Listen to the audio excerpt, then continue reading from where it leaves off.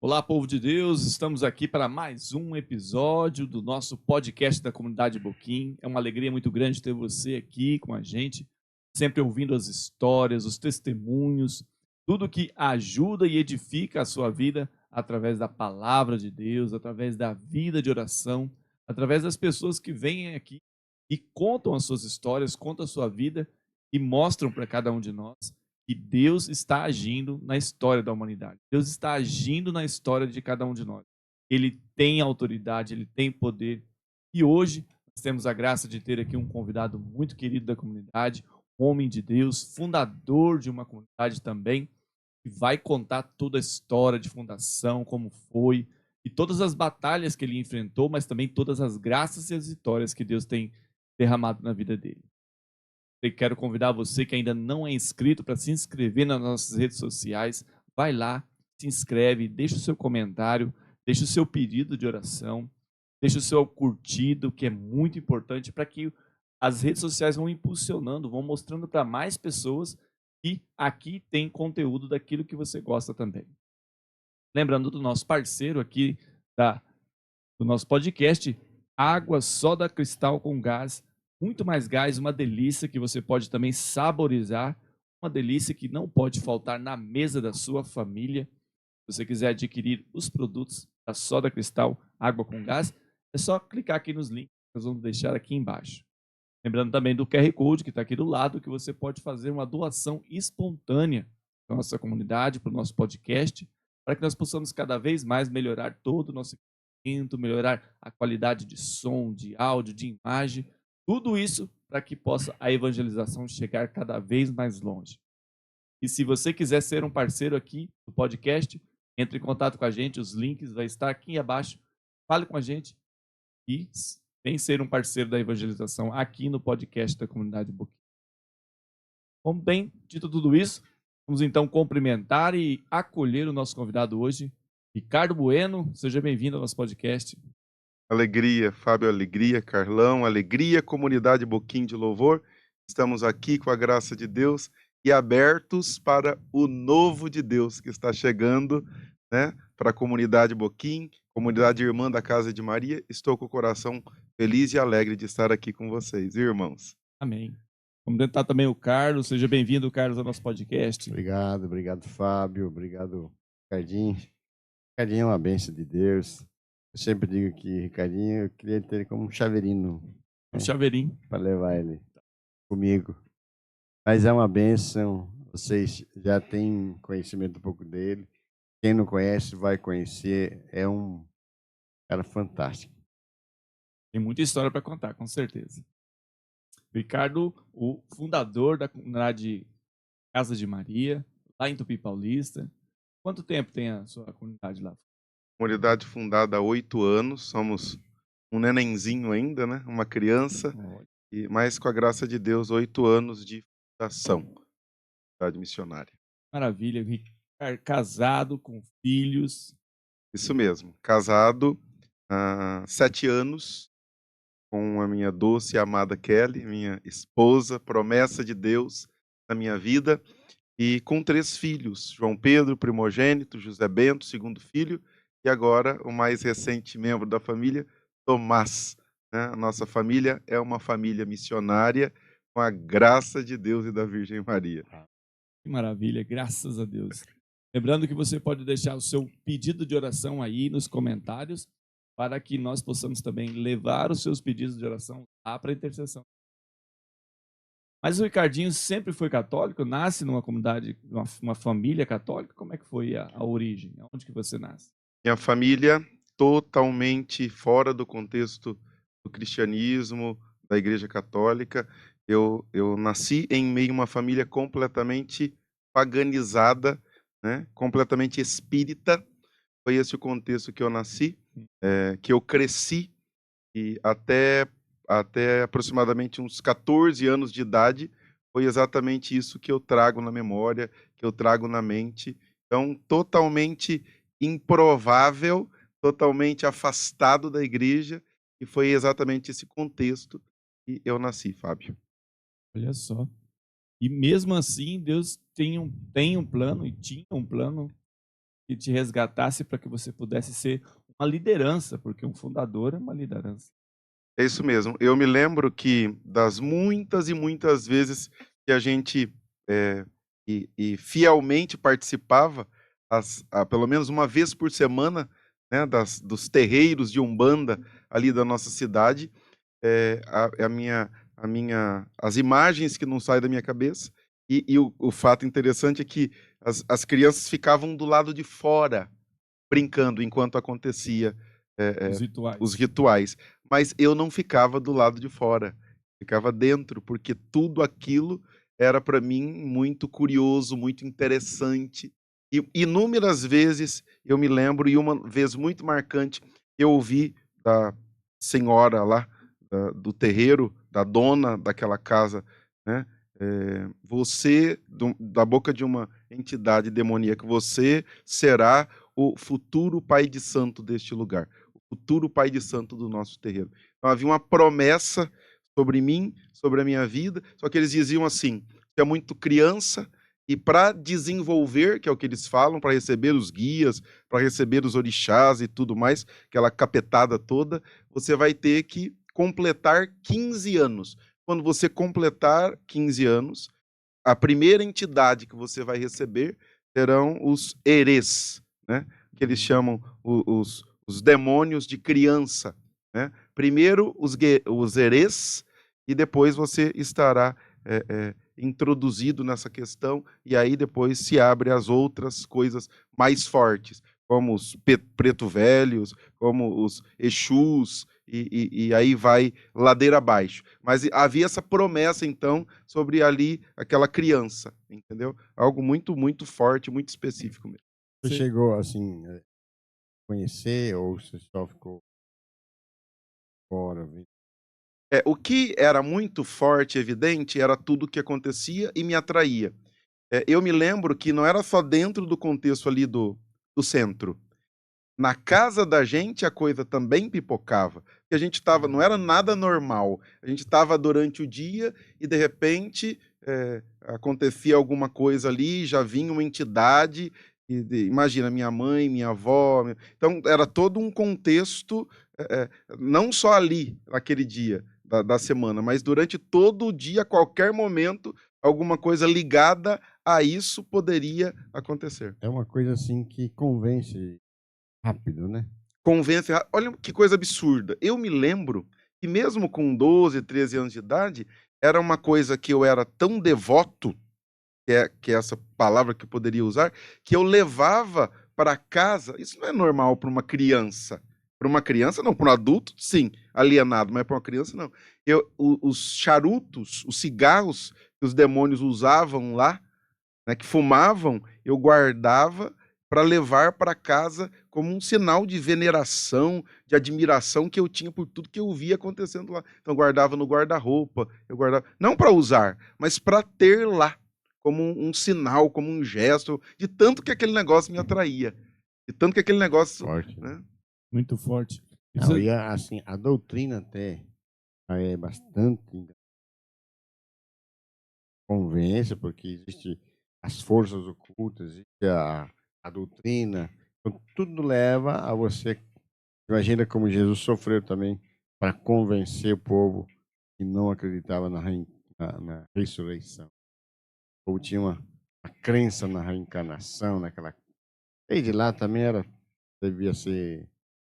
É isso mesmo. Uma coisa fascinante. Então eu me lembro que, mesmo criança, a gente ia aos jardins da cidade, inclusive da igreja católica, né, para fazer oferenda às entidades. Então fazia continuamente oferendas com doces, com flores, nas encruzilhadas, iam continuamente nas cachoeiras, lá nas cachoeirinhas, né, na área rural, nos lagozinhos, para fazer oferendas às entidades, né, ligadas à água, ligadas à terra, ligadas. Então, assim, uma coisa que realmente fascinava, ia encantando, e uma coisa que eu me lembro que me fascinava muito, mesmo quando criança, E ali talvez tenha sido a primeira vez que eu ouvia falar sobre hierarquia no mundo espiritual. Isso me fascinava, é que os demônios de ordem superior, né, ou melhor, de ordem inferior,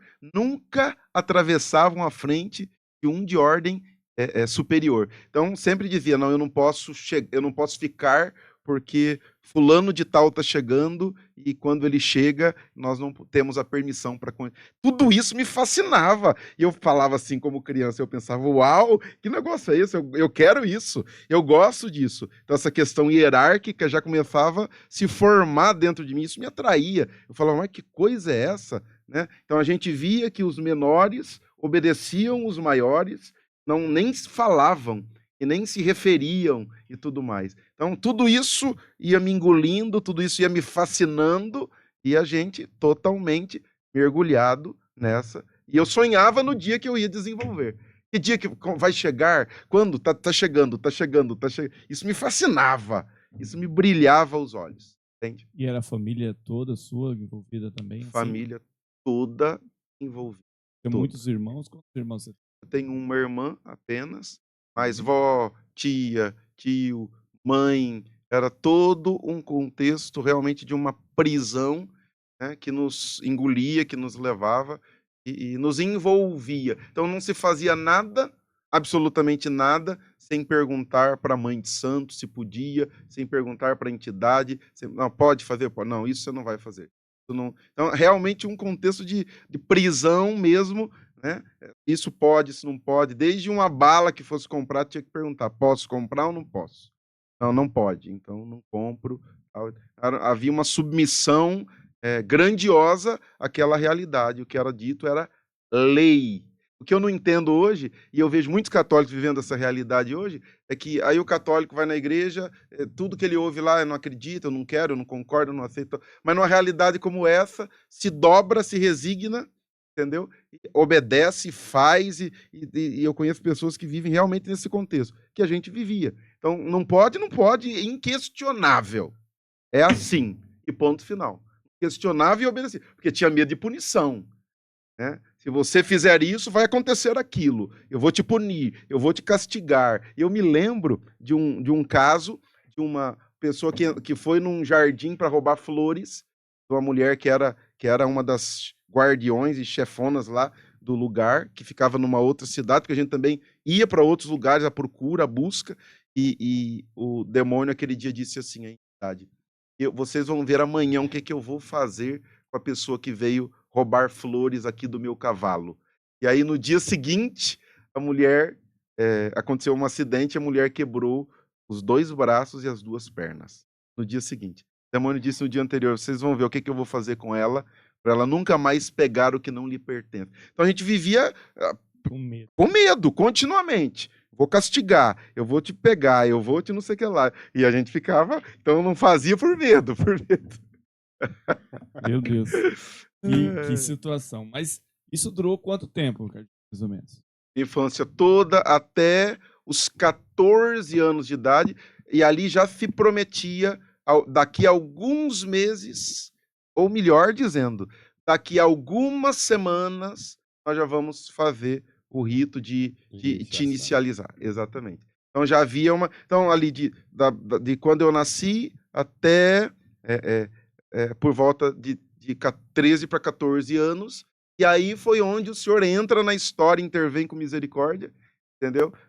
Minha mãe é convidada para fazer um curso bíblico lá, e aí ela entra, faz o curso, aí nesse meio tempo, e convida para fazer junto com ela já começa a se livrar dessa história toda, e aí eu me lembro que chega o dia da experiência de oração, e na semana seguinte já seria esse ritual e tudo mais. E ali, naquela experiência de oração, Jesus me pega, Jesus me chacoalha, e aí eu ouço falar sobre falsas doutrinas, e aí eu ouço falar sobre um homem chamado Jesus de Nazaré, e aí tem um encontro, uma trombada com Jesus ali, e digo, opa, se não te agrada, também não me agrada, se o senhor está falando não pela palavra, eu também não quero. Aí conheci e comecei a conhecer a verdade, e ali um livramento, né? Porque aí não aconteceu a iniciação, porque eu sinto hoje, com toda dignidade e humildade, falando que para mim talvez seria um caminho sem volta.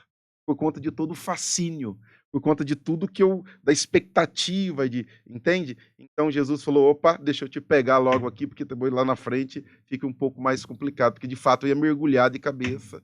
Imagina o estrago que não teria acontecido. Então durou toda a minha infância, já começo ali da adolescência. Porque Na época, lá em Dracena, Reinaldo, Josi, né, que eram frutos do João Camelote, mas foi Padre Schuster. E aí é todo aquele contexto que na diocese estava explodindo a questão dos encontros com o Padre Schuster. Não conheci, não. Homem de Deus, Nossa. extraordinário, extraordinário. Dava a média Uma- 2.000 pessoas os retiros com o uma Padre Schuster. das figuras da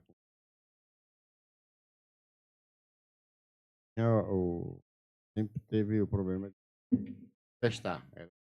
Manifestava aquilo, quebrava tudo, sabe? Fazia um estrago no salão, na capela, onde ela estava. No retiro do Padre Xuxa, Campo Grande. Nunca mais. Padre Ela Schuster sofreu. marcou a minha vida, realmente. Esse homem de Deus, já está lá na eternidade, já está no céu, marcou a minha vida. Deus me tira desse contexto e a partir dali eu já nem olho mais para trás. A partir dali eu só queria Deus, queria Você não respirar chegou a Deus. manifestar nada. Graças a Deus, nada, absolutamente nada. E eu confesso uma coisa para vocês: nos primeiros encontros eu temia e eu sofri muito, porque os demônios me perseguiam. Eu tinha combates grandiosos, não só à noite, quanto durante o dia, e coisas estranhíssimas me aconteciam, a tal ponto de grandes ameaças, e que ou você para, ou você não vive. Ou você para, ou nós vamos acabar com tudo, nós vamos te destruir. Para realmente eu abrir mão de tudo, porque o demônio sabe do estrago que ia acabar vindo, tal. Então sofri muito, não só na carne, não só da questão de saúde, mas de coisas que começaram a acontecer de todos os lados, para me impedir de mergulhar em Deus completamente. E quando você começa essa questão, como é que foi os primeiros que você começou isso?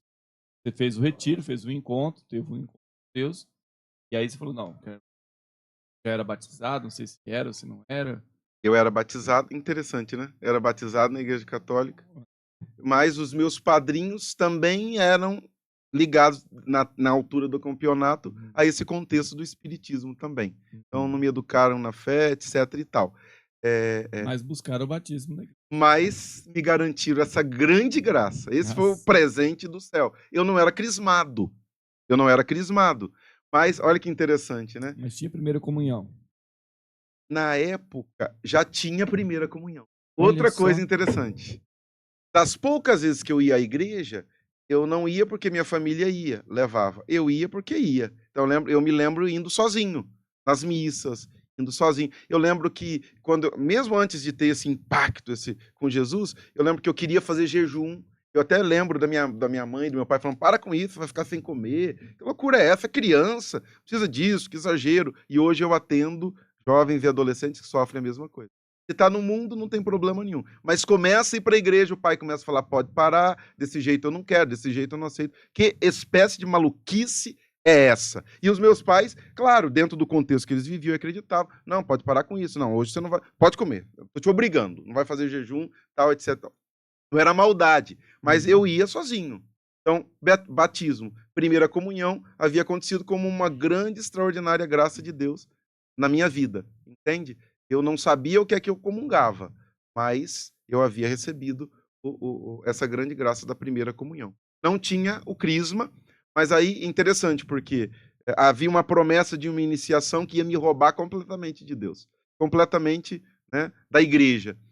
Mas o sacramento do crisma chegou como um grande selo, como uma grande marca que disse, é meu e eu não vou repartir e dividir a minha glória absolutamente com ninguém. E aí Deus me livrou e me libertou. A grande maravilha e a grande graça que é o sacramento do crisma, né? Eu lembro que o crisma, ele me fez começar a vida na igreja mesmo.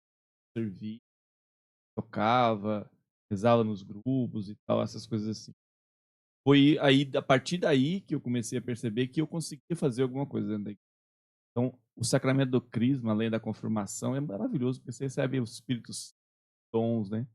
A Na minha autoridade vida, da exatamente. Foi igreja. uma graça extraordinária que confirmou ainda mais essa retirada desse contexto. Eu lembrei de falar uma coisa. Me fascinava ainda mais porque eu tinha umas coisas e aí as pessoas começaram a ver e falar, peraí, fulano sonhava, fulano vai morrer, o fulano morria. Tal coisa vai acontecer, tal coisa. Então eu comecei a me despontar ali no meio, e as pessoas falavam, opa, porque eu via coisa, eu lembro, e eu conto muito isso do fato do copo, um dia com água, um demônio na casa, não era nem no centro.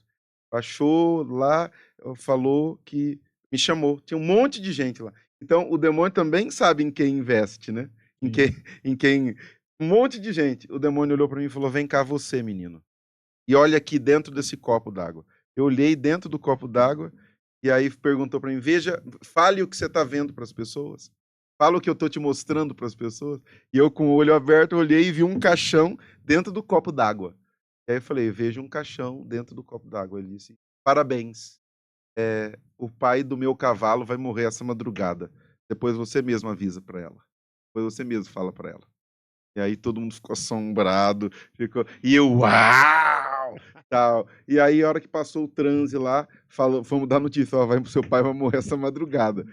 Será? Não, mas tá tudo bem, mas que... Não, madrugada, o velho morreu. A mesma madrugada que o diabo tinha falado. Então, tudo isso, você imagina, tudo isso para mim era uau, uau, uau, uau. E começou a misturar, inclusive, com as vezes que eu ia à igreja. Eu lembro que esse homem morre, e é interessante, essa mistura acontece ainda hoje, né? O povo católico nem sabe o que é cristianismo, catolicismo e espiritismo.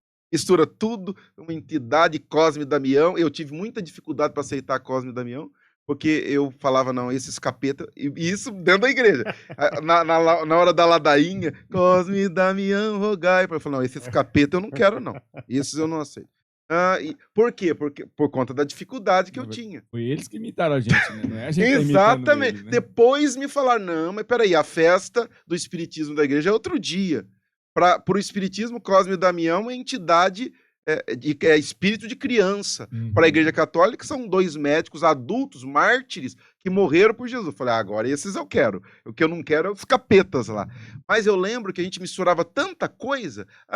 Nossa Senhora ia manjar, é tudo a mesma coisa. Isso ia. Então a gente ia no centro e via um monte de imagem de Jesus, de Nossa Senhora, fazia o sinal da cruz, é tudo igual. Então misturava tudo. E quando esse homem morreu, o mesmo capeta que falou que era para eu, o que eu estava vendo no copo e me mostrou o caixão, o que a gente não dá conta é que Lúcifer é o anjo da luz e os dons que Deus deu para ele lá no céu, Deus não tirou na porta quando expulsou ele, e que ele continua curando o povo, e ele continua fazendo as coisas, e o povo fica uau, uau, uau. O que ele não pode fazer é salvar, porque quem salva é Jesus de Nazaré. Mas o povo fica inebriado. E eu lembro que esse mesmo capeta que falou, olha e vê o que você vê, eu vi o caixão, ele falou, vai morrer e tal, falou, você vai lá na igreja, olha só, manda celebrar a missa para ele, o capeta.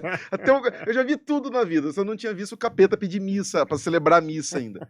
E aí nós fomos, obedecemos, foi celebrar a missa e tal, que eu vou te mostrar mais uma coisa lá dentro da igreja. E eu fui, mas por que o capeta faz essas coisas? Então, esse povo, exatamente, esse povo que fica, eu sonhei com meu parente que morreu, e ele veio me pedir reza, pedir oração. Ai, meu irmão. Deus fica lá mandando morto, fica vindo pedir oração para alguém. Não, mas pediu missa. Tal. Então a gente confunde e pensa que é o morto que está vindo pedir alguma coisa. Entendeu? E aí eu fomos na missa. Olha que coisa. É interessante, os católicos não vão à missa porque Deus pede, porque é mandamento. Não vão à missa porque é chamado de Deus. Mas quando o capeta manda, aí a gente vai. Fomos. Chegamos lá, fiquei olhando e lá na nossa matriz tem um Espírito Santo bem alto, assim, um desenho de um redemoinho. E durante a missa inteira, aquele redemoinho me chamava a atenção, eu fiquei olhando, olhando, olhando. E eu vi algumas coisas ali, que não vem o caso falá-las aqui, para não escandalizar, para não... Né? Fica no coração de Deus. Mas ali, aí depois quando voltamos para casa, o demônio veio de novo e falou, e aí? Viu? Me conta o que é que você viu. Eu falei isso, isso, isso. Aí ele explicou: isso é por isso, por aquilo, isso aqui é porque o outro fulano vai morrer, isso aqui. E aí desenrolou toda a história e tal. Então, só para dizer que, então, isso tudo era para mim apaixonante. O mundo espiritual, para mim, era uma coisa que eu queria desvendar, que eu queria dominar, entende? Jesus fala que ele é o príncipe, né? Sim. Príncipe. O truque do inimigo é fazer com que as pessoas pensem que ele não existe. Exatamente. E aí mistura Aí, tudo, a pessoa acha, São Cipriano. É o que me fascinava. O livro, e a fala era essa, o livro poderoso de São Cipriano. Primeiro, eles usam São. São Santo é da igreja, para enganar os católicos. E Cipriano não era o santo, o que a gente tem, né, no cenário do cristianismo. Né? Não, lá era o bruxo. E o livro realmente que tinha na casa de alguém, pegava fogo sozinho a casa. As coisas aconteciam de uma forma. E é essa mágica, para não falar outra coisa, que acaba atraindo as pessoas. As pessoas querem dominar o poder as coisas do mundo espiritual. Querem dominar. E aí são dominadas, no final das contas, por essas tais forças. Então são ludibriados. São Cipriano, São Jorge. Lá pra gente, o São Jorge Guerreiro, não tinha nada a ver com o grande da igreja, né? Então, assim, algumas coisas que eu fui entendendo depois, eu fui falar, opa, não tem nada a ver. Isso aqui é uma coisa, aquilo ali é outra coisa completamente diferente para enganar, para trazer. E hoje a gente vê que realmente tentam fazer essa mistura, esse misticismo religioso, né? Essa é uma palavra que eu não gosto. Essa tal de inculturação, tem que trazer os elementos, trazer do inferno. Deixa o que é do inferno no inferno. Quem é espírita e está assistindo, eu te dou uma notícia. Seja espírita e viva onde você quiser. Agora, não queira trazer o espiritismo para dentro da igreja católica. Ponto final. Liberdade religiosa é isso. Quer ser protestante? Vai para a igreja protestante e esteja feliz dentro da igreja protestante. Agora, querer trazer o protestantismo para dentro da igreja é, no mínimo, burrice. As pessoas querem trazer aí missa afro, não sei o que lá. Pera lá, nós somos católicos e nos deu o direito de ser católicos. A gente dá liberdade. Você quer ser espírita? Vai ser espírita e seja feliz da vida. Embora saiba, a palavra de Deus condena o espiritismo. Agora, quer ser espírita, mesmo sabendo que a palavra de Deus condena? Vá ser espírita lá no terreiro de Umbanda. E deixa a Igreja Católica livre para viver o que Deus nos chamou para viver. Mas o padre é espírita. Você quer ir com o padre para o inferno? Vá com ele para o inferno. Agora, deixe a Igreja Católica em paz. Vamos ser católicos e é o que nós queremos. Não somos melhor nem pior que ninguém. Entendeu? Mas hoje é realmente esse contexto que a gente acaba vivendo. Mas nunca ouvi um demônio dizer lá no terreiro. Porque o diabo é o pai da mentira. Você vai ser o pai de santo do terreiro, falavam. Mas nunca ouvi eles dizendo assim. Dia você vai encontrar com o homem de Nazaré, com o homem das mãos furadas, vai conhecê-lo, se apaixonar por ele e vai denunciar as obras.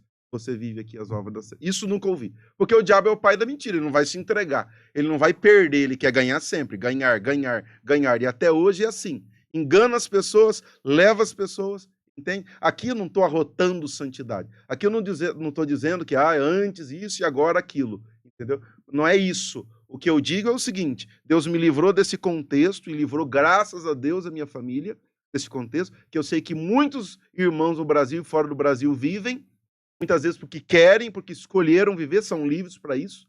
Agora, eu respeito, mas respeitem também o encontro que eu tive com o homem das mãos furadas e dos pés furados, do homem que me chamou, do homem que continua me chamando, a viver com ele e anunciar o seu reino às nações.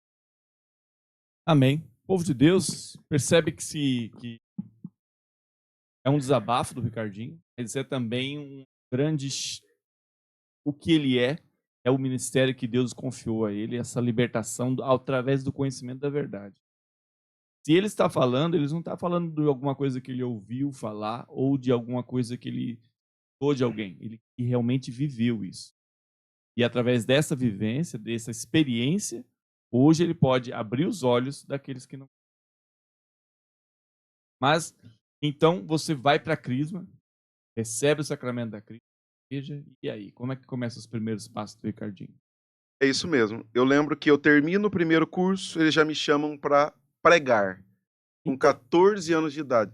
Só que aí o padre, na época, o padre Zé Ribeiro precisou autorizar a, a minha participação no curso, porque não tinha ainda recebido o sacramento. Até aquele. Ia acontecer no final do ano. O padre Zé autorizou que eu pregasse, e com 14 anos de idade, Deus me colocou dentro de uma salinha lá da nossa matriz, baixo, do lado, na verdade, onde fica hoje a secretaria paroquial, para pregar para um grupo de 60 pessoas, né, junto com outros irmãos. E aí, imagina, uma pessoa extremamente tímida, extremamente curiosa, mas que ainda estava descobrindo tudo aquilo, que ainda estava se apaixonando, e continua, depois de 24 anos, se apaixonando.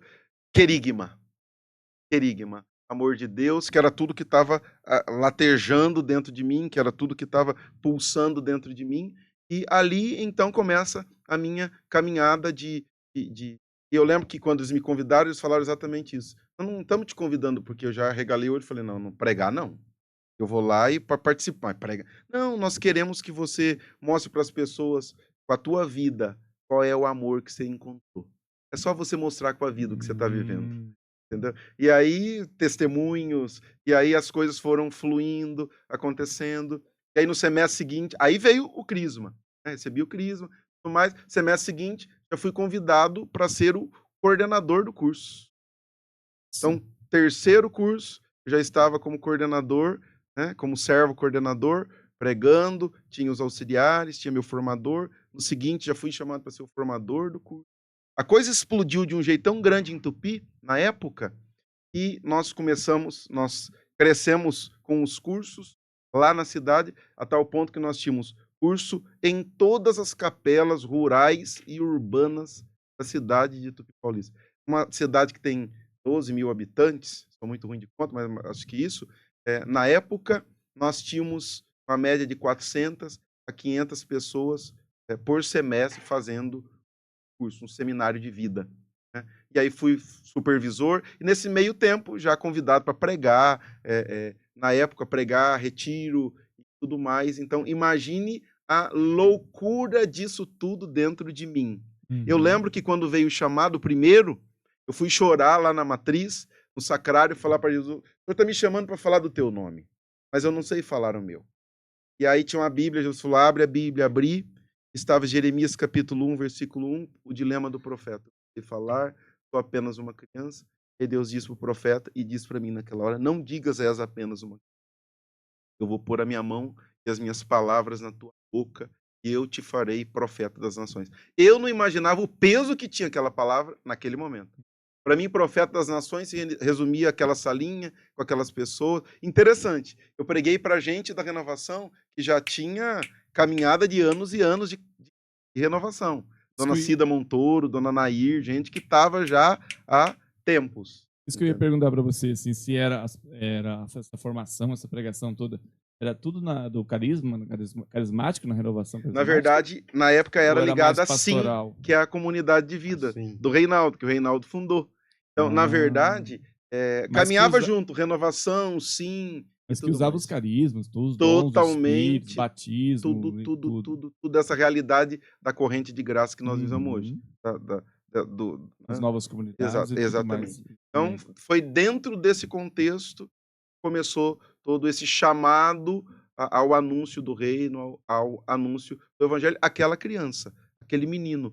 E aí, o que acontecia? As pessoas viam, e porque você imagina, ouvir uma pregação de uma criança de 14 anos de idade, com intrepidez, com coragem, e anunciando com ousadia. Então as pessoas já paravam para ouvir, porque pensavam, peraí, a coisa já não é normal aí, né? A coisa já é estranha. E aí Deus usava isso como isca, e aí já entrava com tudo, arrebentava, já trazia a pessoa de volta.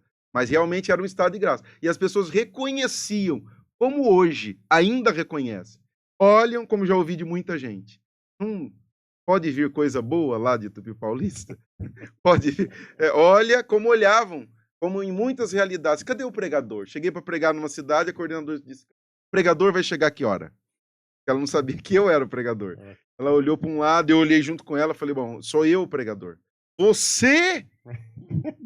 Disse para ela, bom, é o que nós temos para hoje. Sou eu, tal. Mas foi nesse retiro, na cidade de Balbinos, interior de São Paulo, que na hora do momento lá, e essa loucura que até hoje pulsa dentro do ministério que o senhor me chamou, foi que eu pedi para um rapaz se levantar para fazer uma dinâmica. Eu não sabia que o rapaz tinha feito uma série de cirurgias, não podia nem andar direito, mandei o homem correr, o homem começou a correr, todo mundo começou a chorar, e eu não sabia o que é que estava acontecendo. Então não foi uma proclamação de cura. Eu pedi para ele participar de uma encenação, de um negócio que a gente ia fazer lá, e mandei ele correr, ele não corria. Falei, o senhor tem problema de audição? Eu estou mandando o senhor correr. Ele não corria, e eu gritei, em nome de Jesus, corre! E ele começou a correr e chorar, e o povo começou a chorar, e a coordenadora me abraçou e falou, meu Deus, esse homem não podia correr, você não está em andar, e tal, e tal, e tal. Deus usou daquela, e é o que eu tenho pedido para ele até hoje, usar daquela pequenez.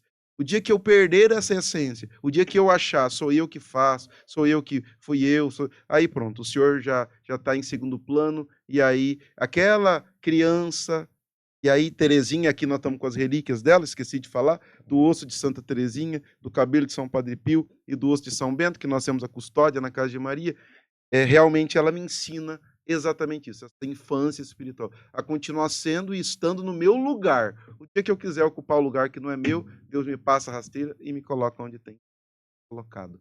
Aprendido isso. Maravilha. Bem lembrado pelo Ricardinho, nós estamos aqui hoje com a presença das relíquias, né? Como ele mesmo disse, Santa Teresinha, São Padre Pio São Bento. E São Bento. Olha só, São Bento é um santo antiquíssimo da igreja, né? Eu não lembro, mas é do ano 200, 300, se eu não me engano, né? Muito antigo. E até hoje uma grande devoção, maravilhosa devoção por ele, que realmente que é um dos faz santos que diferença. mais São Bento. Verdade. Então estamos aqui com a presença dele, a igreja nos ensina que aonde está a relíquia do santo, o santo está intercedendo ali também por aquele momento, está intercedendo por nós, por esse podcast. Já quero lembrar novamente você para deixar o seu comentário, curtir, compartilhar, para que muitas pessoas alcancem também momentos como esse de libertação através da verdade, porque o Jesus disse, conhecereis a verdade e a verdade te libertará. Mas então você também começa ali toda a missão, mas e a família? Se converte junto também? Ficou a Família começa até certo ponto, caminhando e tudo mais. Depois um vai para um lado, outro vai para o outro, etc e tal. Mas hoje, graças a Deus, a minha mãe realmente segue a fé, segue a igreja, etc e tal. São separados, minha mãe e meu pai, deste tempo, eles se separaram, mas, enfim, a gente segue em frente, muitas vezes cada um para o seu lado, né? Porque a vida é feita de escolhas, mas com a graça de Deus, eu vivendo nesse contexto desses primeiros chamados que se renova a cada dia e a cada instante na minha vida e hoje na minha vida missionária. Que maravilha. E lá em Tupi, como é que é a comunidade? Como que começou a história da comunidade lá em Tupi? Primeiro, seguinte, como é que você comentou esse negócio, pensar assim, acordei de manhã e falei, vou fundar uma comunidade? Como é que funciona isso? É mais ou menos assim? Eu pregava os encontros, aí passaram-se os anos, tinha o meu trabalho, etc e tal, pregava aos finais de semana. Você tem formação, então? Fiz faculdade de Direito, terminei a faculdade, e foi ali realmente o grande passo da minha vida, de dar a escolha que eu precisava dar para Deus. Porque eu pregava, mas começou a acontecer muito conflito de data. Porque eu ia pregar nos lugares, os padres queriam que eu ficasse mais um dia, 2 dias, 3 dias, 15 dias. Como que eu podia ficar? Eu trabalhava, tinha o meu trabalho, e aí comecei a cancelar missões em cima da hora, porque eu era supervisor de uma rede de lojas, e aí tinha balanço, eu não podia ir, e tudo mais. Aí, os conflitos começaram a ser gritantes. E ali já começou a vir um ímpeto, um desejo de que não, eu tenho que largar, meter o pé nisso tudo e pregar, eu quero pregar o evangelho. Eu nasci para pregar o evangelho. Mas como que isso vai ser? Como que isso vai acontecer? E aí as provocações de Deus acontecendo, e aí chega então o último ano da faculdade, Mas até então não tinha nada disso de... as pessoas imaginam, eu sonhei em fundar uma comunidade, eu coloquei no papel, isso eu sempre quis. Nada disso, absolutamente nada disso. As coisas foram acontecendo e Deus foi mostrando. Chegou o último ano da faculdade, o ano mais difícil, eu gerenciava as 3 ou 4 lojas, então eu fazia isso de manhã, à tarde, à tardezinha ia para a faculdade. Final de semana pregava retiro. O que acontece? Acontece que chega o último ano, eu não faço o TCC, não cumpro a carga de horário supervisionado na faculdade, no núcleo de prática jurídica, termino a faculdade, mas não termino a faculdade. Termina o 5º ano nesse contexto. Porque eu não conseguia... Termina sem terminar. Exatamente. Eu não conseguia nem fazer uma coisa direito, nem fazer outra coisa direito. Nesse meio tempo, comecei a falar para minha mãe, vou ser missionário. Minha mãe falava, cabra, tu não terminou nem a faculdade, tá querendo alguma coisa. Termina primeiro a faculdade. E aí passou o tempo, faculdade cobrando, porque tinha que pagar, tinha uma dívida alta. E aí eu não conseguia conciliar mais absolutamente nada com tudo que já pipocava de vida de pregação, e eu voltava para o trabalho. E imagina ter que conciliar tudo isso. Um dia de madrugada, eu sonhei que eu estava numa mesa como essa, a diretora e a coordenadora do curso assinavam uns papéis sonhando. Passava pela mesa, porque eles já tinham dito para mim, vai entrar em júbilo, você vai perder os 5 anos. Simplesmente vai acontecer isso. Né? Olha só. E aí, nesse sonho, nesses papéis, eu acordei no dia, liguei para a faculdade, não sei, mas não estamos nem encontrando teu registro aqui. Fui para lá imediatamente, não tem. Você falou, já foi. Me lasquei. O que eu vou fazer da vida agora? Não que eu precisasse de diploma para ser missionário, mas o que eu ia falar para minha mãe em casa? Uhum. A senhora vai me dar a benção para ser missionário? E ela ia falar, aí, cadê a faculdade? E aí, concluindo a história, resumindo, a moça foi, a secretária, num armário, trouxe uma pastona com um monte de documentos, jogou na mesa e falou, o que está acontecendo eu não sei. Eu sei que está aqui o teu histórico escolar, está aqui o término de conclusão do curso, está aqui o teu diploma, vai embora e seja feliz. Falei, peraí, eu não quero ir para o inferno por causa disso não, minha filha. O que está acontecendo aqui? E o que a faculdade estava me cobrando, que eu estava devendo, vai lá na tesouraria. Fui lá, puxou o registro, encontrou, não, a conta foi paga. Você não está devendo mais nada. Aqui o protocolo, você não está devendo mais nada para a faculdade. Enfim, cheguei no estacionamento da faculdade, peguei o diploma, peguei o histórico, ajoelhei no chão do estacionamento, ergui para cima. E Jesus e Nossa Senhora falou no meu coração, bom, se até agora alguma coisa te impedia para largar tudo para pregar o evangelho, agora nada mais te impede. Quando a tua turma terminou o curso, eles terminaram por méritos próprios. Mas hoje você está terminando o curso, está com o diploma na mão, e os méritos são totalmente, exclusivamente da minha Mãe Santíssima. Aleluia. Vai dar para tua mãe e cai fora, vai pregar o evangelho. Aí cheguei e falei para minha mãe, tá aqui o diploma. Ela falou, você comprou aonde? Quanto que você pagou? Eu falei, não paguei nada. O pior é que eu não paguei nada, pagaram. E ela sabia que tinha ela que sabia que tinha que pagar, que tinha que ter TCC, que tinha banca, que tinha... Meu filho, que loucura é essa? Eu disse para ela, minha mãe, se tem uma loucura aqui, é a loucura do evangelho. Isso aqui é um presente para a senhora. Agora a senhora vai me dar o presente que eu quero, que é a sua bênção para eu me lançar à vida missionária. Ela falou, meu filho, não tem como te segurar. Vai e seja feliz naquilo que Deus te chamou. Fui pedir conta do trabalho. Peraí, o patrão, você vai sair daqui, mas te prometeram um salário maior e melhor que o meu? Eu disse, não. Não, pera lá, meu querido. Você vai sair daqui, você só pode sair daqui por uma proposta melhor e maior da que você está recebendo aqui. Você está saindo daqui para quê? Você vai ter carteira assinada? Não. Você vai ter salário maior que esse? Não. Você vai viver do quê? Eu vou viver da providência. Você está louco.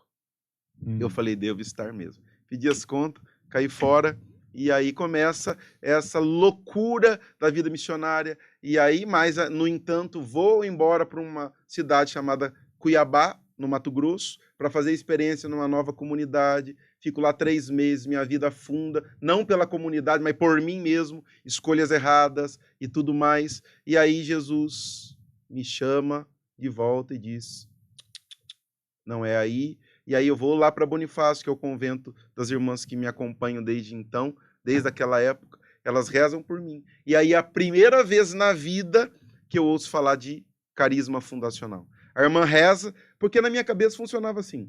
Eu estava na Sim, não dei certo. Não por causa da Sim, mas por causa de mim mesmo. Fui para Cuiabá, para outra comunidade, em Chevos, não deu certo. Tá. Então, alguma coisa está de errado. Com você. Exatamente, comigo. E a irmã rezou, e ali eu estava numa revolta muito grande, e aí tem um grande detalhe que fez toda a diferença, porque o meu padrinho de crisma, seu Valdeci, lá no comecinho da caminhada, disse para mim assim, Jesus me deu uma palavra, e você saberá toda vez que estiver diante de você uma missão de Deus, porque ele vai pôr um cajado na tua mão. Então, essa palavra de ciência tinha vindo há anos e anos atrás. Quando ele pôr o cajado, você saberá, isso é de Deus. Ouça e obedeça. Então, isso ficou gravado no meu coração há longos anos. E eu ali, recebendo a oração da irmã Nalve, da irmã Regiane, trancado, fechado, porque eu queria fazer o que Deus não queria, né? Continuar na comunidade lá e tudo mais. E aí a irmã parou a oração, pegou o violãozinho dela, e começou a cantar uma música da Adriana que fala sobre Moisés. E a letra da música diz exatamente isso. Pegue então o teu cajado. A hora que ela começou a cantar isso, Deus me deu uma martelada, uma porretada na cabeça. E na canção, pegue então o teu cajado e deixa o resto para trás. Eu te escolhi e não te deixarei jamais. Eu sou o que sou Deus, estarei sempre contigo. Ser fiel a mim, eu serei teu abrigo. Quando ela falou isso, tampou uma fossa dentro de mim, comecei a gritar, eu nem chorava, eu gritava, e a irmã olhou para mim e falou assim, você não está se encaixando em nenhum lugar, em nenhuma comunidade, porque Deus plantou dentro de você uma semente, e essa semente se chama carisma fundacional. Deus não quer você em nenhum lugar, Deus quer que você funde uma comunidade. Só. Ali eu ouvi a história de carisma, mas peraí, eu não quero, eu quero um lugar que já está pronto. Tanto que na época as irmãs falavam, não, você é do Redil aqui, do Bom Pastor, da comunidade de vida que faz parte da congregação. Não, você não precisa de mais nada, é aqui que você... Mas Jesus falou, opa, você é o fundador. E ali começou uma loucura na minha cabeça. Porque fundador de quê? Né? Eu tinha muita preocupação, eu vou fundar a igreja? Olha, que história é de fundar? Eu vou afundar? Eu saí lá do lugar, estava afundando eles. Saí do outro, estava afundando eles. Agora eu vou afundar o quê mais que eu posso afundar? Né? Mas Deus, foi a primeira vez que eu ouvi falar de carisma fundacional. Entendeu? Que história maravilhosa. Gente, que coisa, que história interessantíssima, porque o Ricardinho tem um chamado muito especial, que é esse carisma do ser fundador, carisma fundante, como ele disse. Quero convidar você para poder, já deixando a sua curtida aí, você que está acompanhando a gente até agora. Lembrando dos nossos parceiros aqui do podcast Soda Cristal, muito mais gás, água com gás, uma delícia. Essa água que faz diferença, água com gás que você pode saborizar e que é uma delícia na mesa da sua família. Se você quiser adquirir Soda Cristal, muito mais gás, você pode clicar nos links que estão aqui embaixo e adquirir esses produtos que são parceiros aqui do podcast. Se você quiser também ser um parceiro aqui do podcast da comunidade, entra aqui nos links aí embaixo, fala com a gente, fala com toda a nossa equipe. Nós estamos muito abertos e também necessitamos que você possa vir ser um parceiro com a gente para poder crescer cada vez mais e evoluir na evangelização, para que mais pessoas sejam alcançadas e também tenham um encontro com Deus através desses testemunhos que vem aqui no podcast. Lembrando do QR Code que tem aqui do lado, que você pode fazer a sua doação espontânea para a nossa comunidade, para o nosso podcast. Qualquer valor será muito bem-vindo. Então, Ricardinho, você sai dali com essa certeza no coração que vai ser um fundador, entende que Deus está te falando, exatamente é Ele mesmo quem está falando, mas e agora? Olha para um lado, olha para o outro, porque você morou numa comunidade de vida, e morando numa comunidade de vida você não tinha nada de bens, posses, não tinha nada.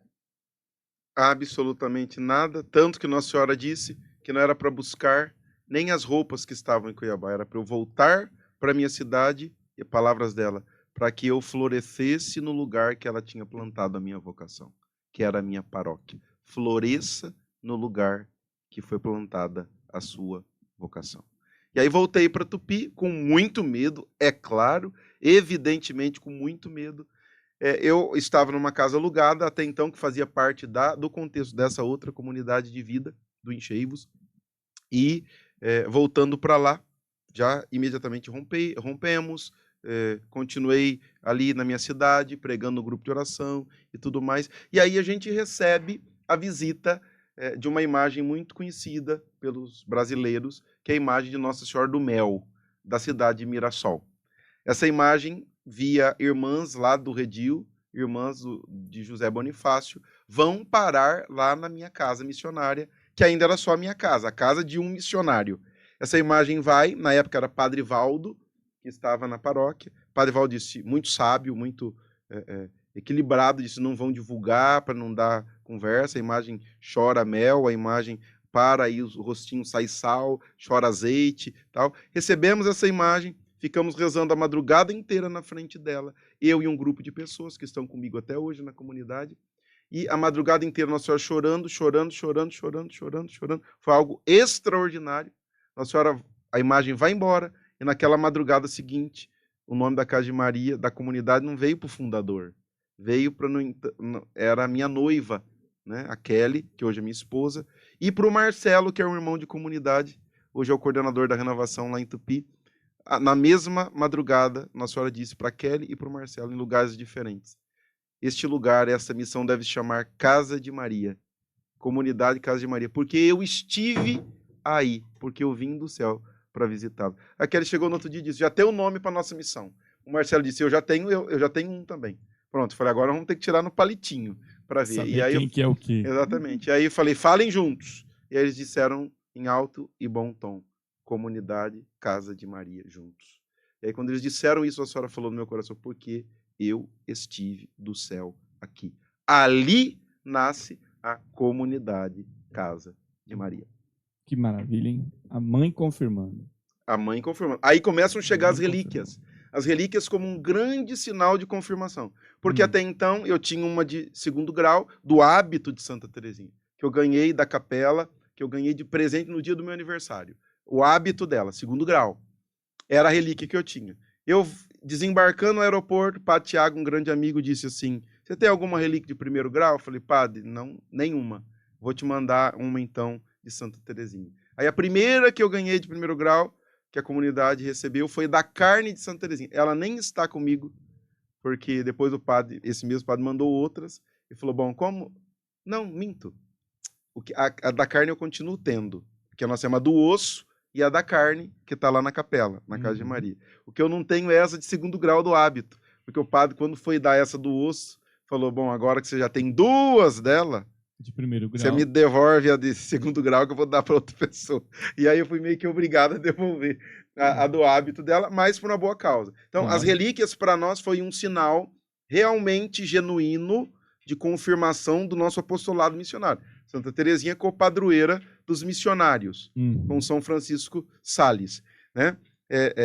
Ou seja, Teresinha vem para nossa casa para dizer vão, né? E continuamente eu ouvia dela, eu não saí do Carmelo para anunciar, mas vou para o mundo com a Casa de Maria, né? Com esse chamado missionário para fazer aquilo que eu não fiz durante a minha vida de carmelita, né, por estar enclausurada, mas agora eu vou com vocês, me levem. Então, já tive a oportunidade, por exemplo, de levar essa relíquia em presídio, levar em hospitais, levar em tantos lugares que certamente não chegaria, porque a gente sabe que elas estão nas catedrais, nas igrejas, nas capelas. Então, as relíquias foram para nós, em termos de comunidade, uma grande confirmação do chamado missionário, que tem a ver, eu já vou antecipar aqui, com as pessoas, o carisma da comunidade, né? A comunidade foi chamada para quê? Nós fomos chamados para a mística do escondimento.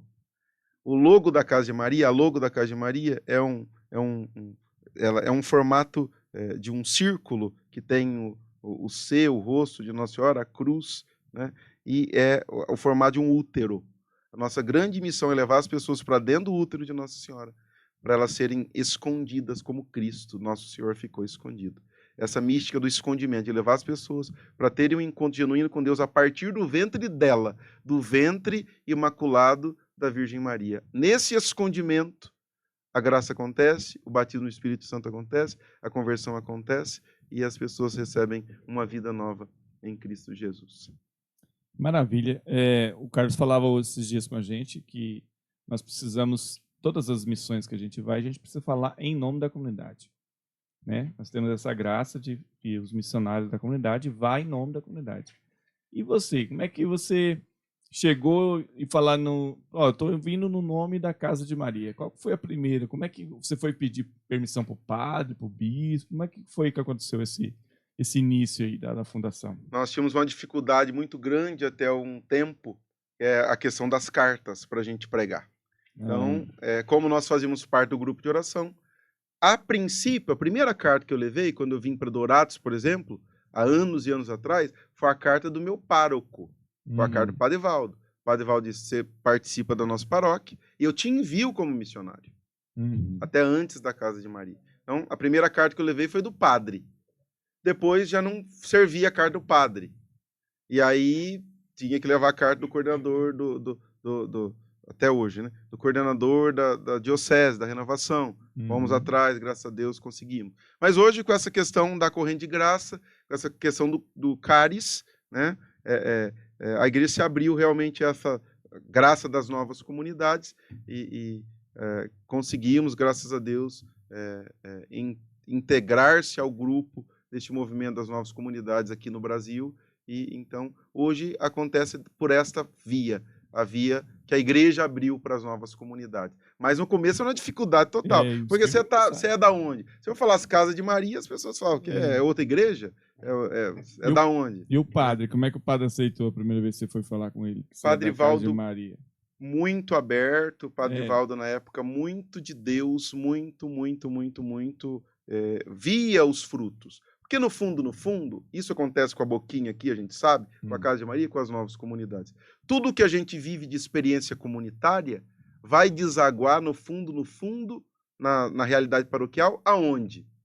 No confessionário dos padres. Sim. Os padres vão receber gente falando: olha, eu ouvi uma pregação, vivi um momento ali, eu quero mudar de vida, quero casar na igreja, quero batizar meu filho, quero voltar a isso, quero voltar para a catequese. E os padres não são bestas, eles estão ouvindo, eles estão vendo, mas peraí, que movimento é esse? A comunidade Boquim, 30 anos aqui, trazendo o povo de volta para a igreja. E começou a acontecer um movimento lá em Tupi, e as pessoas começaram a procurar, evidentemente, sacerdote para confessar, para mudar de vida, etc.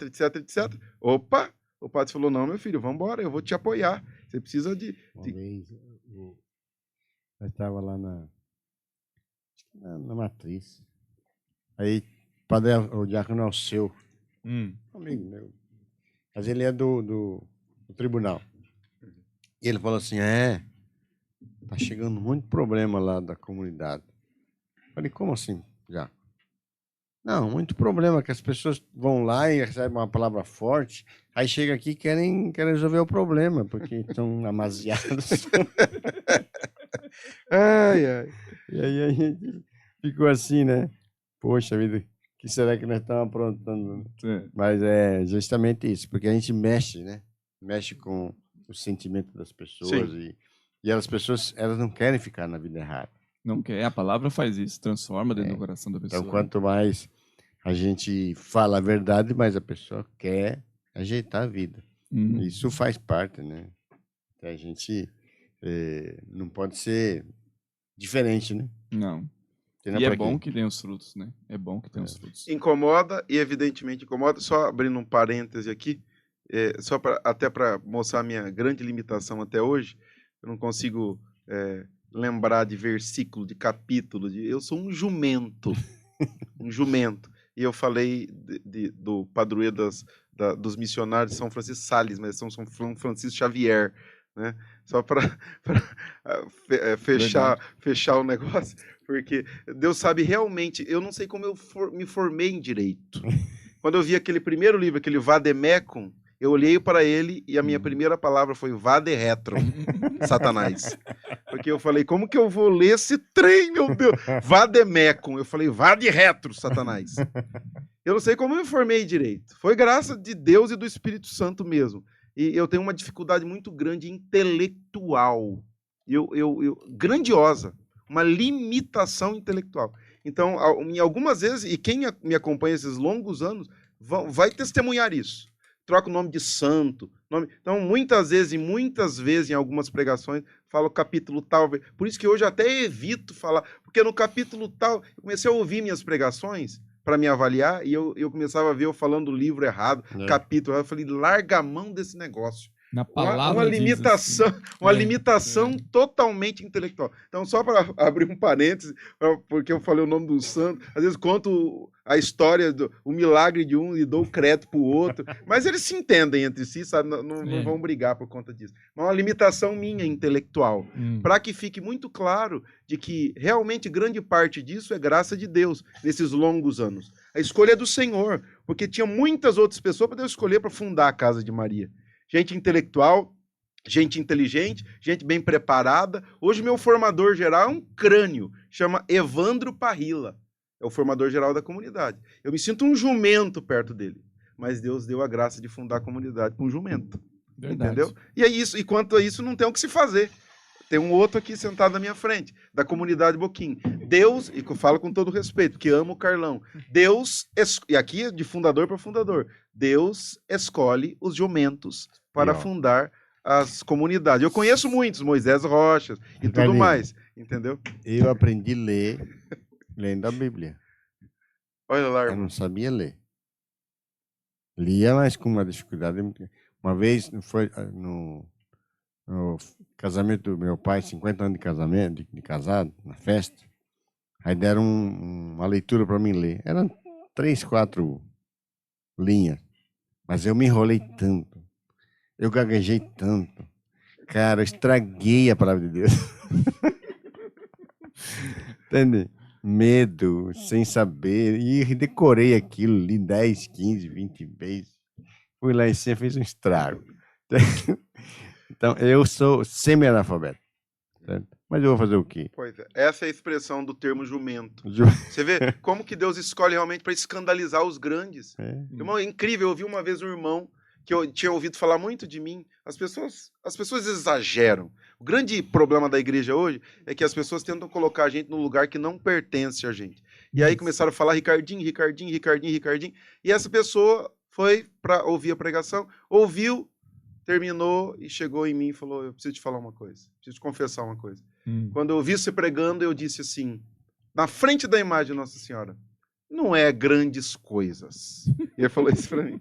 Não é tudo isso que estão falando, não. E falei para Nossa Senhora. E aí ele disse assim, mas eu vou te dizer o que ela me respondeu. Ela respondeu assim, pode ser que não seja tudo o que falam, mas o respeite porque ele é meu filho. Aleluia. Foi eu que o escolhi. Né? Então, falando nesse termo de fundação, ver que a mãe não protege.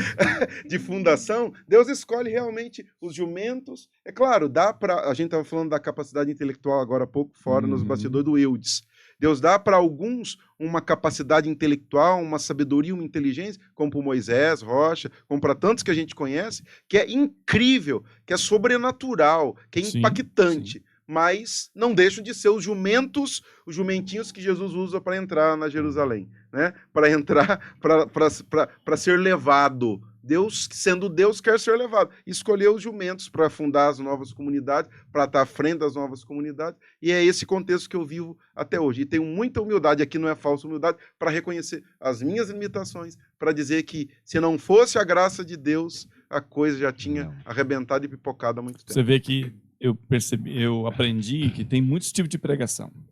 Tem tipo de pregação exortativa, que vai falando do pecado, daquilo, como é que pode libertar do pecado. Mas tem a pregação que é educativa, que vai te ensinar os livros, os textos, os documentos da igreja. E tem aquela pregação mais engraçadinha. E tem a pregação do Ricardinho.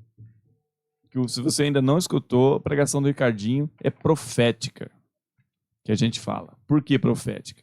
Porque Deus utiliza dele para poder profetizar na vida das pessoas. E quantas graças eu tenho certeza tem colhido durante esse tempo através dessas profecias. E outra coisa que é muito importante e ressaltar na pregação do Ricardinho é que ele tem coragem de profetizar. Eu falava no podcast agora, esses dias aqui, que eu fui profetizar num grupo de oração, usar assim, falar depois na pregação e falei, ó, tem um rapaz aqui que Deus está chamando para ser pregador. E já tinha feito algumas, sim, a escola Farias, né, que o Farias gosta muito de fala isso e vem a pessoa aqui para rezar. Fala isso e vem aqui para rezar, né? Aí peguei e falei, o rapaz não veio. E tal, chamei de segunda vez, não veio. Quando eu terminei e tal, terminamos uma oração ali, tá tudo bem. Falei assim, eu estou inventando coisa da minha cabeça, não é possível. Aí o rapaz veio timidamente, chegou perto de mim e falou assim, olha, era eu, o que você estava falando era de mim. É que eu tenho medo. Eu falei, então vem cá que agora eu vou rezar por você também. Eu tinha com a mão na cabeça dele para rezar e hoje ele já está pregando. Então, o Ricardinho não tem medo de profetizar. Não tem medo e não duvida que Deus está agindo através dele. E isso é a diferença na pregação do Ricardinho. Graças a Deus. Amém. Graças a Deus. Então, Ricardinho, mas você foi só um mar de rosa, começou a fundar, o padre abençoando e foi embora a comunidade. Vai morar onde? Vai viver do quê? Como é que foi esses primeiros passos aí da comunidade? Os 3 primeiros anos da comunidade, como de todas as que a gente tem acesso e conversa com os fundadores e da Casa de Maria, não foi diferente. Foram 3 anos de penúria, miséria, dificuldade financeira. Não que não temos as lutas diárias e constantes, mas os 3 primeiros anos foram traumáticos. Para judiar. Para olhar e falar, não quero isso, eu não preciso disso. Quantas vezes eu ia no sacrário, porque essa questão do homem, né, tem muito isso, a gente tem dignidade, ou pelo menos a gente quer ter dignidade. Então eu batia no peito e falava, não. Eu não aceito as pessoas me chamarem de vagabundo. Uhum. Que as pessoas digam, você não quer trabalhar e quer depender da igreja, quer depender da... Não, eu ia lá brigar com Jesus e falava, não, isso eu não aceito. Não. Eu quero... Não, eu vou trabalhar, eu vou largar a mão, eu vou fazer, eu vou advogar, eu vou... Né, eu tinha altos sonhos, eu queria ser desembargador, não, eu vou viver a minha vida, não vou ficar nessa pendura, nessa miséria, dependendo dos outros. Tal. Eu lembro que eu ia pregar, não tinha guarda-roupa em casa. Onde é a Casa de Maria hoje, não tinha lugar para guardar as roupas. E aí eu lembro que um dia eu voltei de missão, então voltava com a mala, a roupa continuava dentro da mala. E esse dia eu voltei, tinha um recadinho de uma mulher que é minha segunda mãe, que é a Conceição, que é a Consa. Ela colocou um recadinho lá. Eu não esqueço disso nunca mais. Não é justo que alguém saia tão longe para pregar o evangelho e não tenha um lugar para guardar as suas roupas. Aí entrei dentro do quarto, estava lá meu guarda-roupa, com todas as roupas dentro. Eu chorei, como se fosse a pessoa mais rica da face da terra. Isso me marcou. Outra vez, cheguei, não tinha o que comer em casa. Então, comia no retiro, isso ainda solteiro. Comia, e aí cheguei em casa, e eu lembro que esse dia eu estava meio gripado, eu falei para Nossa Senhora, queria tanto um tomate para comer com sal, só isso, nada mais. Né? Mais uma sopinha, porque com gripe a gente pede sopa, né? Eu queria uma sopinha. Eu falei isso na frente da imagem da Nossa Senhora, sozinho em casa, mas não tinha nada. Tudo bem. Eu ia me preparando para dormir, alguém toca o interfone, e aí disse assim para mim, estava em casa fazendo janta, fiz uma sopa, e quando terminei, a Virgem Maria disse assim, junte um pouco dessa sopa e leve para o meu filho, que ele está gripado. E aí chegou com a sopa, e eu comi a sopa feliz da vida e agradecido como se tivesse ganhado uma grande fortuna. Sabe, a gente perde a capacidade de se alegrar com pequenas coisas. A gente fica gerando a vida da gente em torno de grandes expectativas, de grandes acontecimentos. E aquele dia eu falei, eu tenho uma mãe que cuida. Então, eu lembro 6 meses de aluguel atrasado da Casa de Maria. 6 meses de aluguel. E um dia eu ouvi numa pregação da irmã Zélia. Nunca tive a oportunidade de pregar junto com a irmã Zélia, mas tenho uma admiração muito grande por ela. Falando da medalhinha de Nossa Senhora das Graças. Peguei a medalhinha depois que eu vi a pregação da irmã Zélia. Joguei no telhado da Casa de Maria e falei, a senhora é a dona da casa. Lá fora está escrito Casa de Maria, não Casa de Ricardo. Então quem está devendo aluguel é a senhora, não sou eu. A senhora pague o que a senhora deve, senão o nome da senhora vai ser sujo. Não vai ser o meu, não. 6 meses de aluguel. No outro dia tinha um envelope dentro da caixa de correio com o valor dos 6 meses de aluguel. Aleluia, glória a Deus. Passamos muita dificuldade, mas eu tinha o hábito de ficar pedindo, de ficar, etc e tal, e eu preciso disso, eu preciso... Nossa Senhora um dia falou para mim, você, naquela época, né, você peça para mim, porque eu sou a tua mãe, sou eu que vou te dar. Então, se você quer comprar uma coisa, mesmo que seja inútil, você vem aqui na capela e me peça, porque eu sou a tua mãe e eu posso te dar até o que é inútil, mas não peça para as pessoas. Peça para mim, eu sou a tua mãe. Então, quantas vezes ia lá chorar as pitangas, Nossa Senhora, eu quero isso, a senhora, estou com vontade disso. Eu lembro que um amigo em casa estava ajudando a fazer a comida, e aí eu falei para ele, eu quero que você preste atenção na dinâmica da casa de Maria, na mística que está envolvida aqui. Faz uma lista aí do que não tem, que nós precisamos. E ele fez, está faltando isso. Colocou assim em cima da bancada. E aí passou 15 minutos, uma pessoa chegou lá com um monte de sacolas. E aí eu falei assim para ele, confere a sua lista. Aí ele falou, não acredito. Confere a lista. Aí ele começou a ticar a lista. Não deu tão certo. Falei, o que faltou? Aí ele olhou, faltou tomate. Única coisa que faltou, tomate. E era o que eu mais gostava, né? Aí eu disse para ele, não se preocupe, Nossa Senhora não vai deixar faltar o que eu mais gosto. Aí passou mais 10 minutos, a mulher voltou com uma sacolinha e falou, justo a sacola do tomate ficou perdida dentro do carro. Ele falou, meu Deus do céu, eu não vou falar mais nada aqui dentro, que eu já estou com medo, eu já estou preocupado. Então, muita dificuldade, mas nas coisas mais insignificantes, nas coisas mais pequeninas. E assim é até hoje. Assim até hoje. Eu lembro de uma vez a gente, já casado com filho, o João no mercado, e como dói isso no coração do pai, né? Porque eu falava para Nossa Senhora isso. Eu passar fome não tem problema nenhum. Pela causa do evangelho, é justo. Sim. Mas não deixe o meu filho passar fome, Nossa Senhora. Meu filho não passar vontade.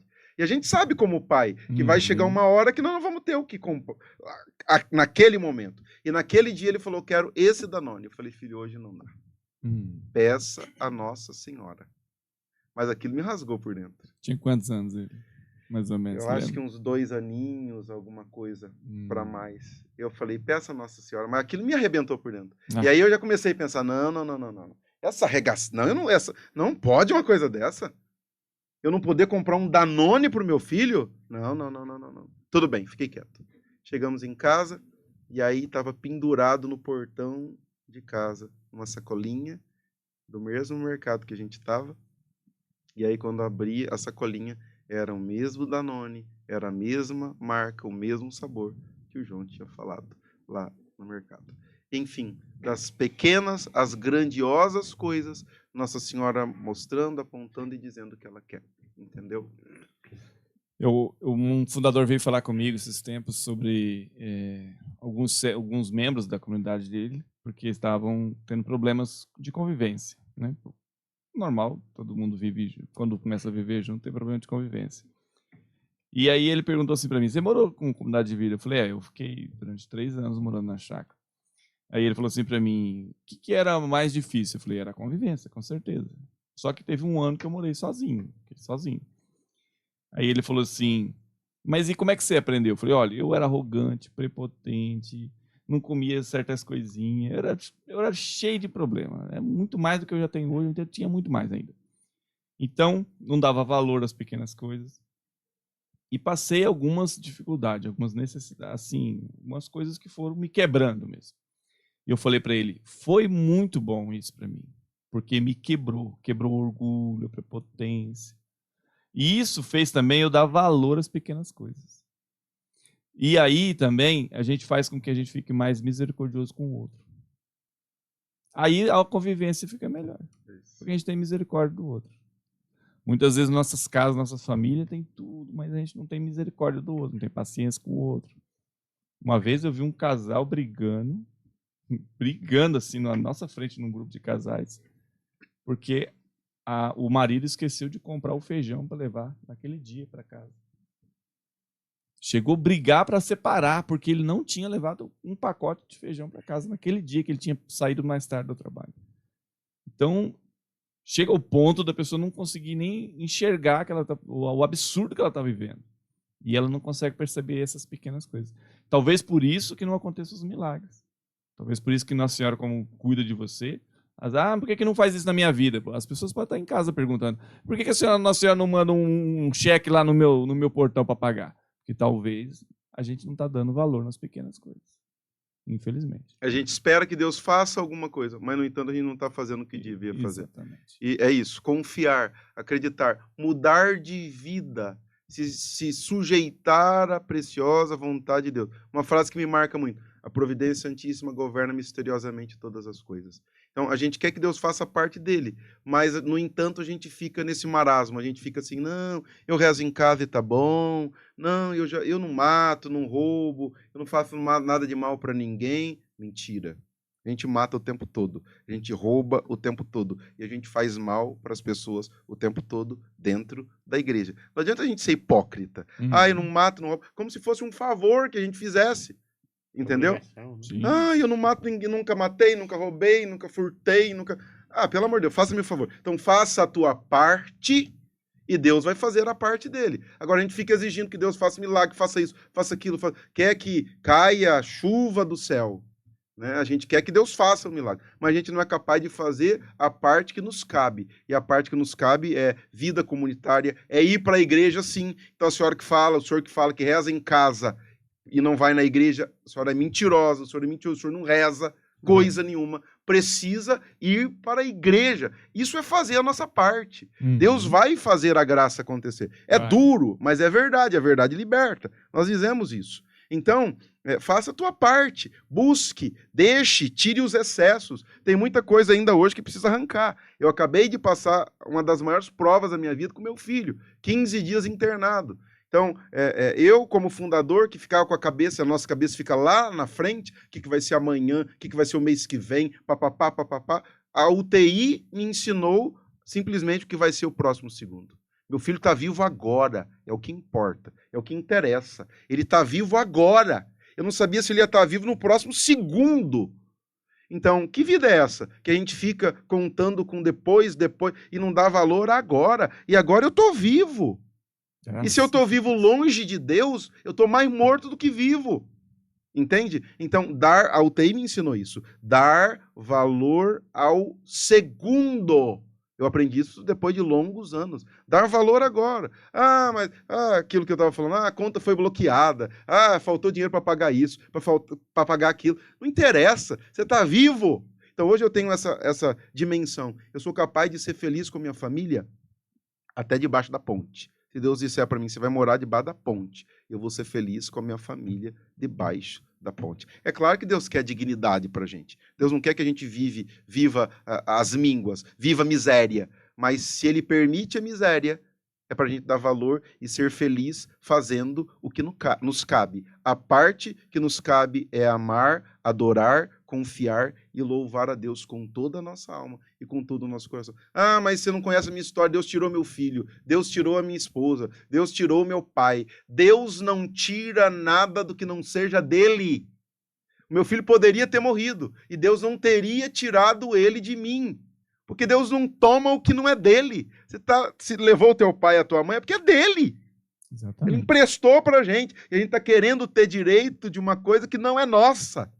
Deus confiou para gente. Então a casa de Maria não é minha, embora eu seja o fundador. Deus confiou para mim. Deus confiou a Boquim esses 30 anos para o Carlão.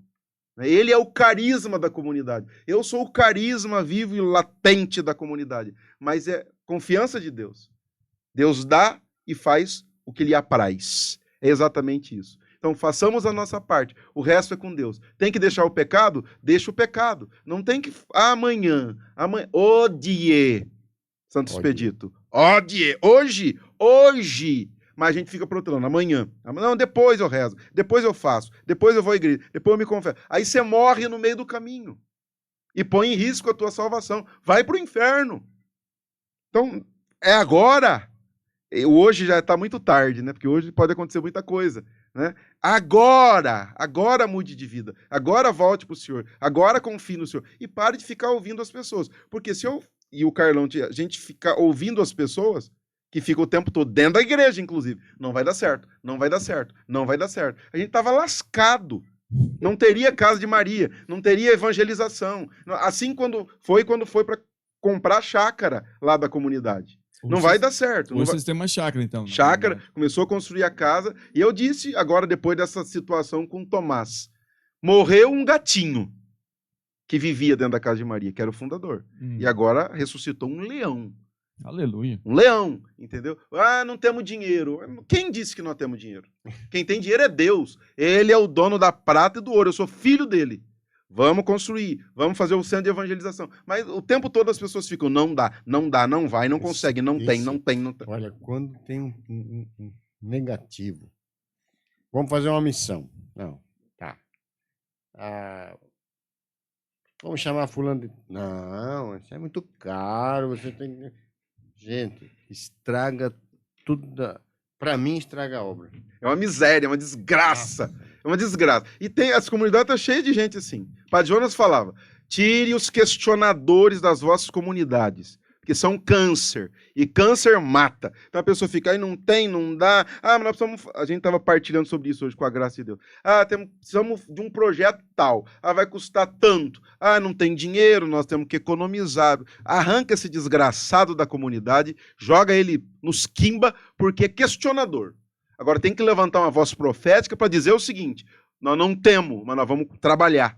Nós estamos aqui para isso, para arregaçar as mangas, para fazer a obra acontecer, a graça acontecer. Tem gente que está vendo o podcast, está sendo alcançado pela evangelização. Então, vale a pena investir nisso aqui? Vale a pena, é urgente, é necessário. Alguém que vai ouvir isso lá do outro lado do mundo vai ser chamado por Deus, vai ser tirado do espiritismo, vai ser evangelizado, vai ser catequizado. O senhor está tocando uma pessoa espírita desde que nasceu.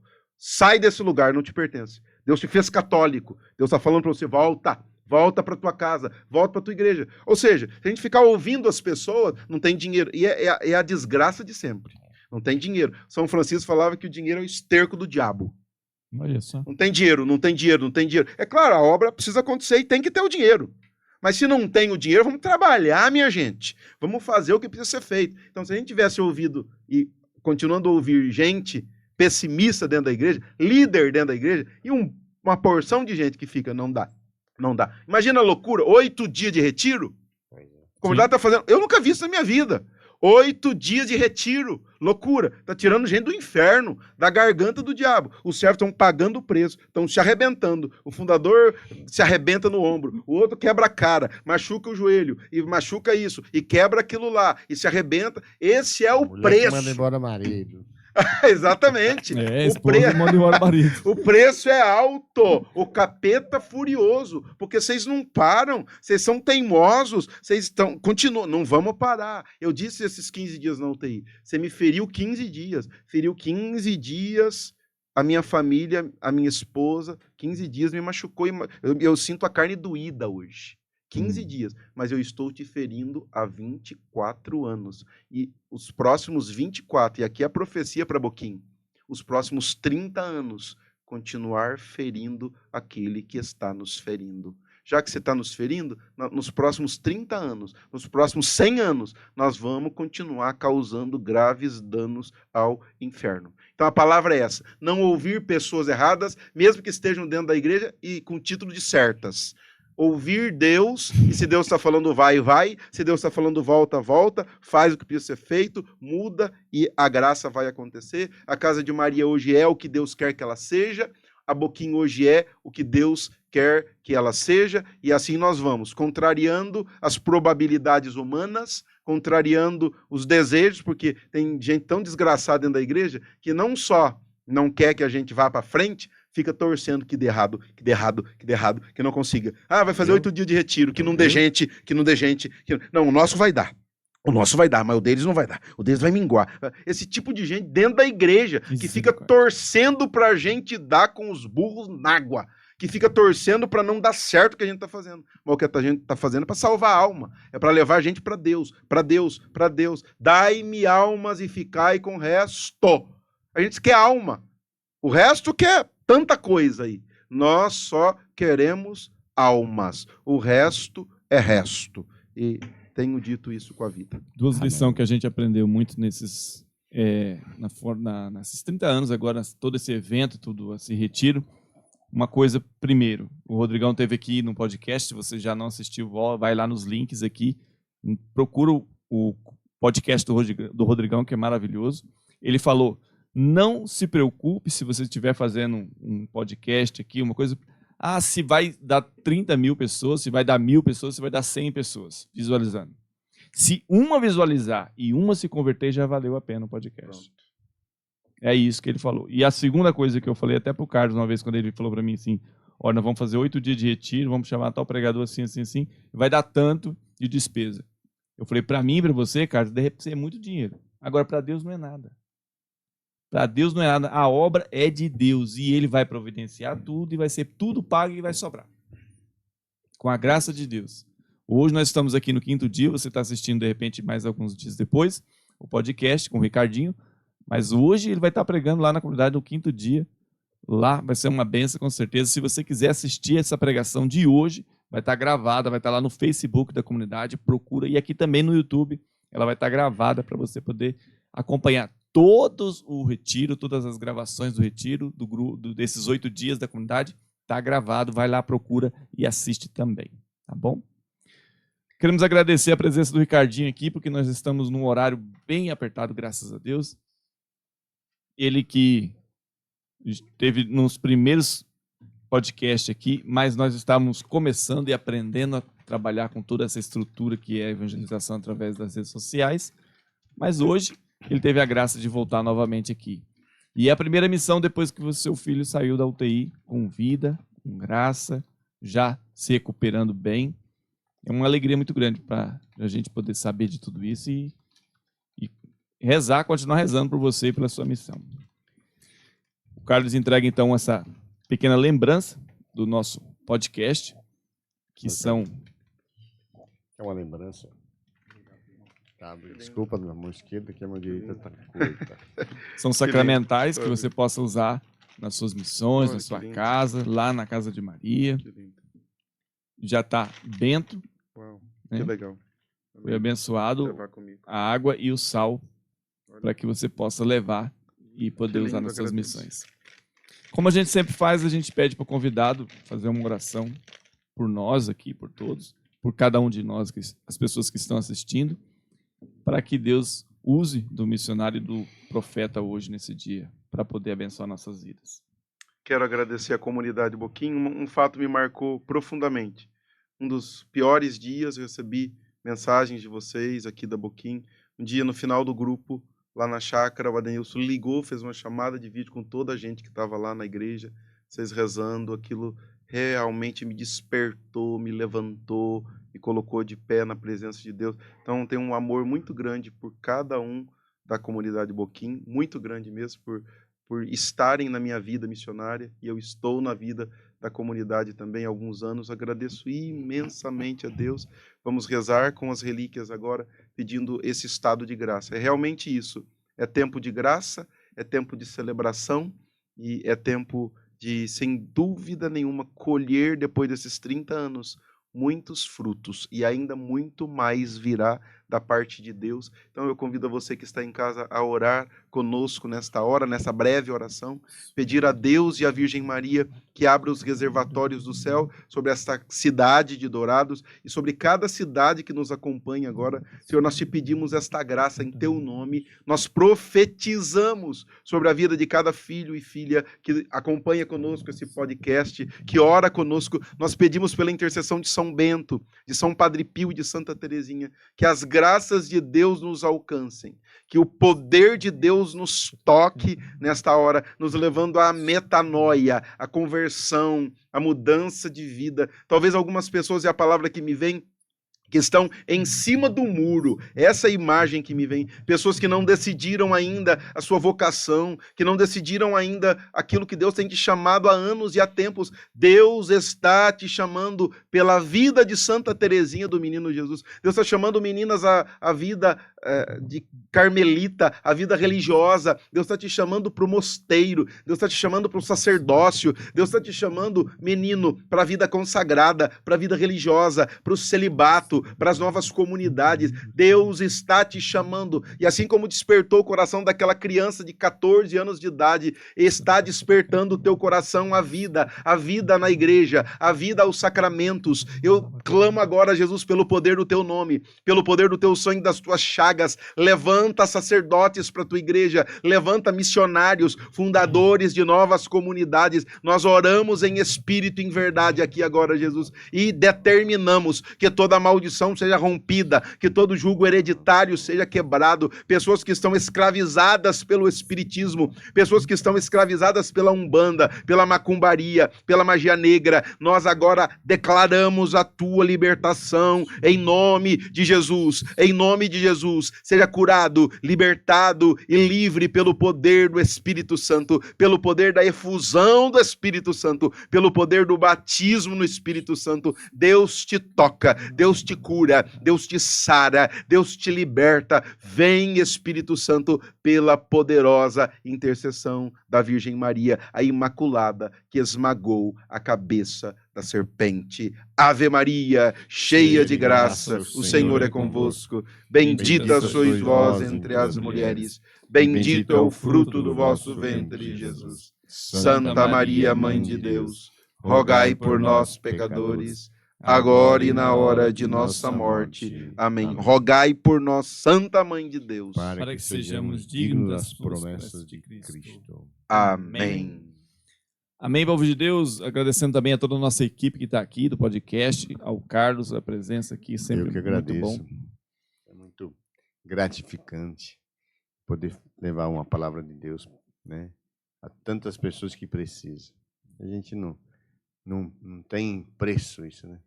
Então, obrigado, Ricardinho. Tamo junto. Obrigado a você. Se você não deixou o seu comentário, a sua curtida, vai deixando aí, dá tempo. Muito obrigado, que Deus abençoe. Até a próxima. Tchau. Tchau.